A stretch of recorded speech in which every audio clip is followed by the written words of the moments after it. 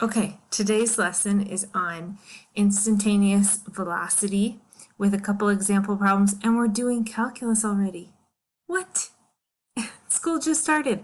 So, promise that you aren't going to share this and give away all the secrets for the rest of your calc class, okay? Let your teacher, don't be the know-it-all.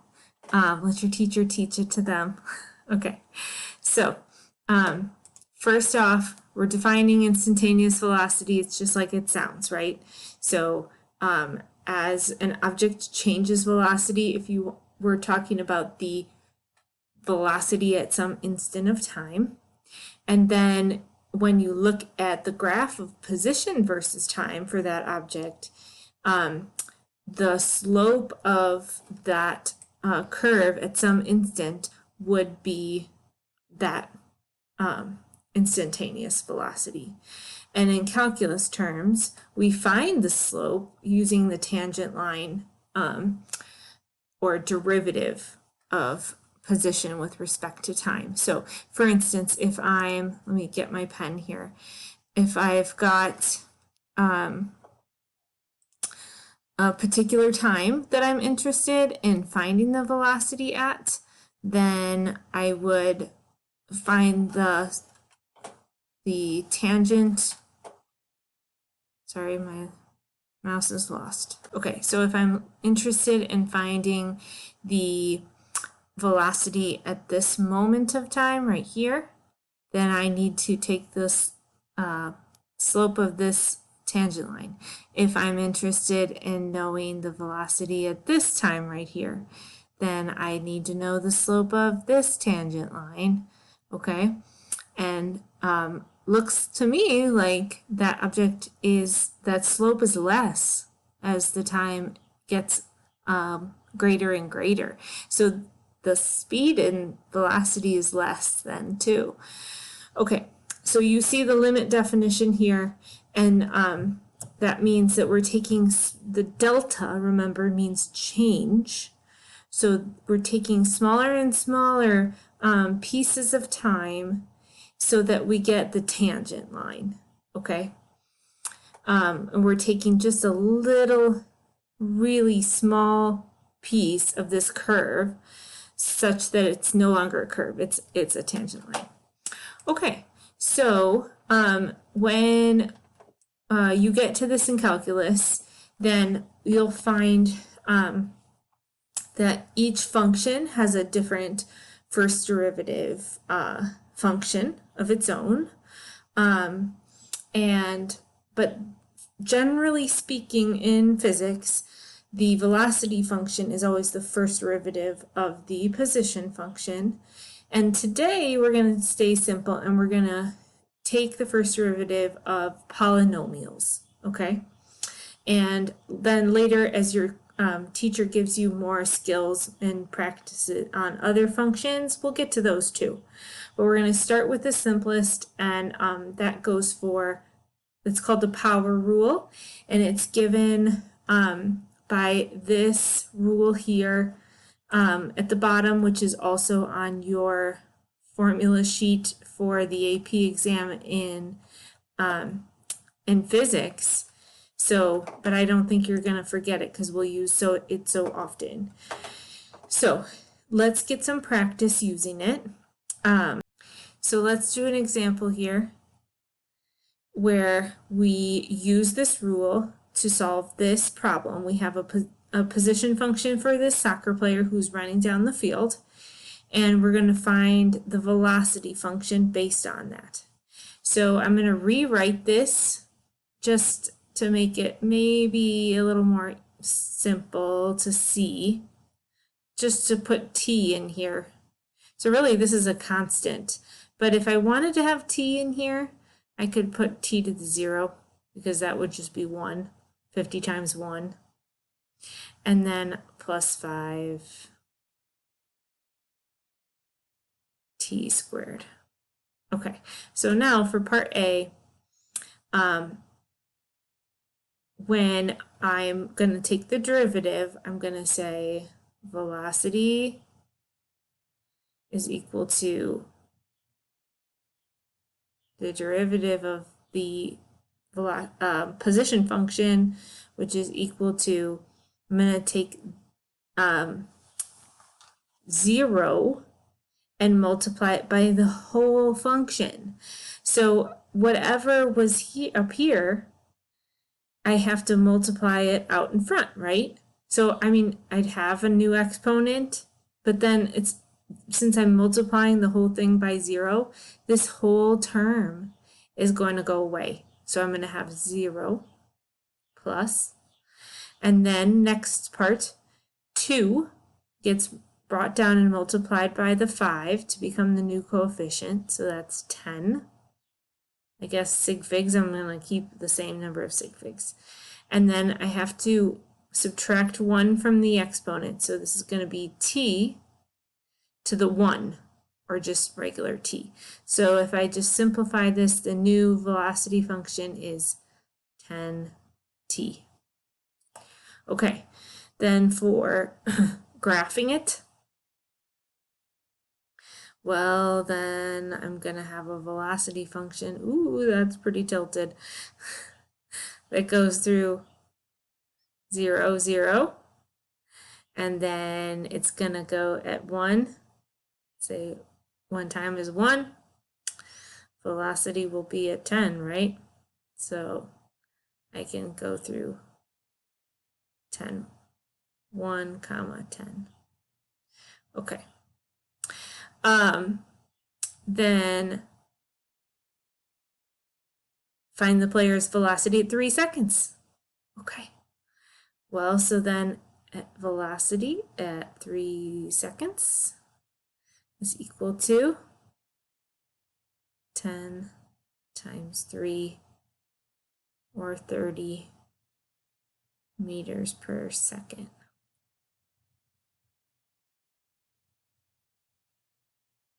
Okay. And then is the player speeding up or slowing down at 3 seconds? Okay, well, based on my graph, that's one way to look at it, right? At 0 seconds, it was going 0 meters per second, and then this velocity just keeps getting more and more positive, right? And so it's only going to keep doing that. At 3 seconds, it's 30. At 4 seconds, it's 40. So this player is speeding up. Okay? All right.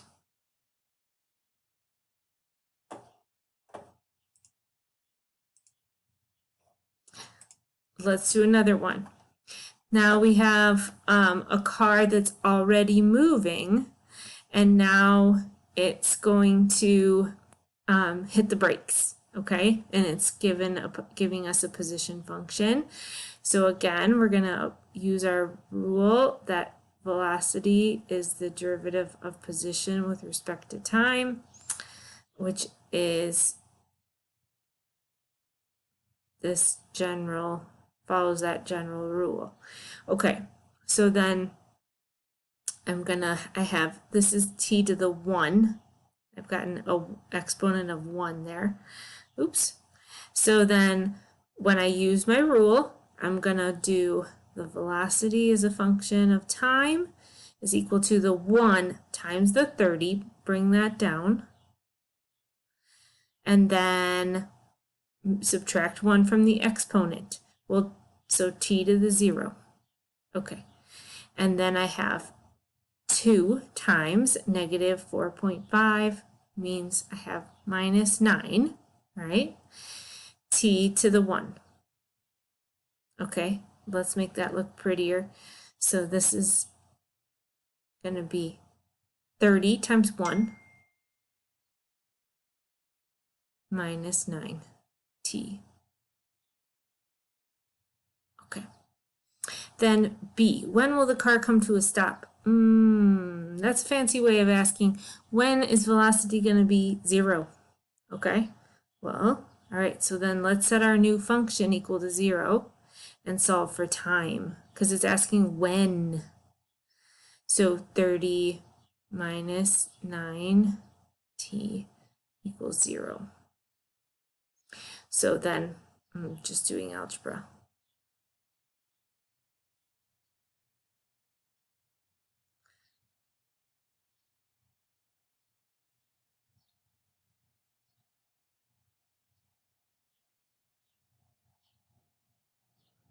Okay, and 30 over 9. Gotta do that math.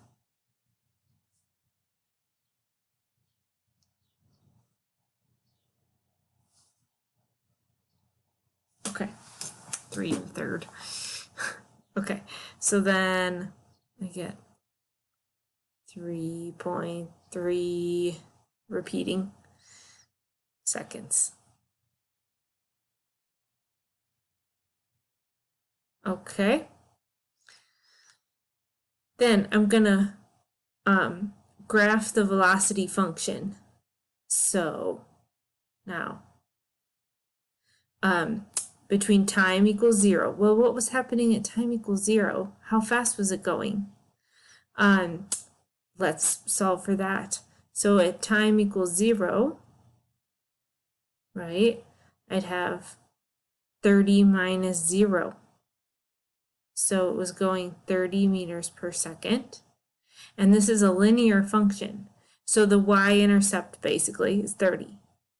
So when I graph that, I've got a linear function with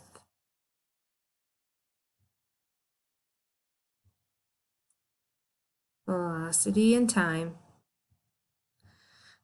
and I've got it starting at 30. I could have shown that just by reading the problem. Okay, and then at a time of 3.3 seconds is when it stops. Okay, so then I need to just show that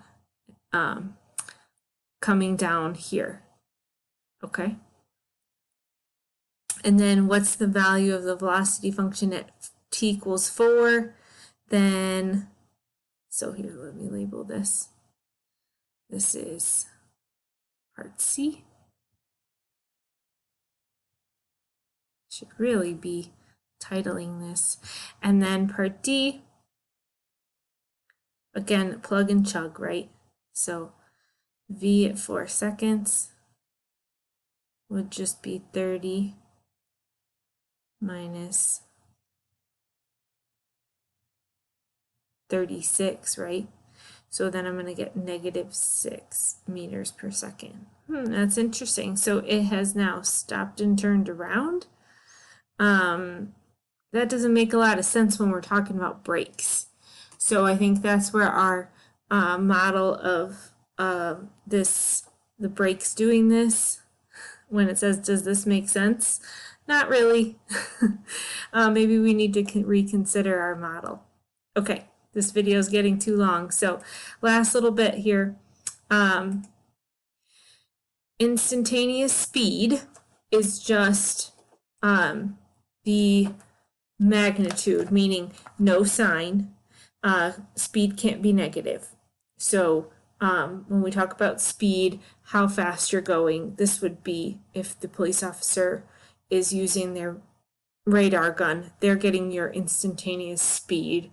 They don't really care about your direction, right?